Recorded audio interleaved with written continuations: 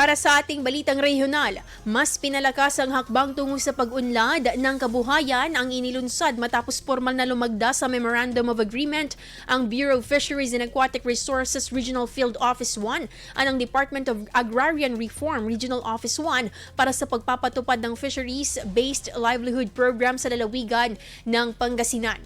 Sa bagong kasunduan, binibigyang diin ang paglikha ng mas matatag at pangmatagalang kabuhayan para sa mga agrarian reform beneficiaries at Agrarian Reform Beneficiary Organization sa pamamagitan ng pagsasanay at paghubog ng kakayahan sa sektor ng pangingisda. Ayon sa programa, magsasagawa ng serye ng capability building activities na nakatuon sa fishery livelihood enhancement. Sa implementasyon, ang BFAR ang mangunguna sa pagbibigay ng teknikal na kaalaman, mga eksperto, training modules at iba pang suportang pangkabuhayan na nakabatay sa yamang tubig. Samantala, ang DAR naman ang siyang tutukoy sa mga kwalipikadong benepisyaryo, mag-uugnay sa mga kalahok na organisasyon at titiyak sa maayos na koordinasyon ng programa. Bukod sa pagsasanay, magkasamang magsasagawa ang dalawang ahensya ng regular na monitoring at evaluation upang matiyak ang epektibong pagpapatupad at pangmatagalang benepisyo ng proyekto. Ang kasunduan ay may bisa sa loob ng 1 taon at inaasahang magdadala ng mas mataas na produktibidad, seguridad sa pagkain at mas matatag na kabuhayan sa mga komunidad sa kanayunan.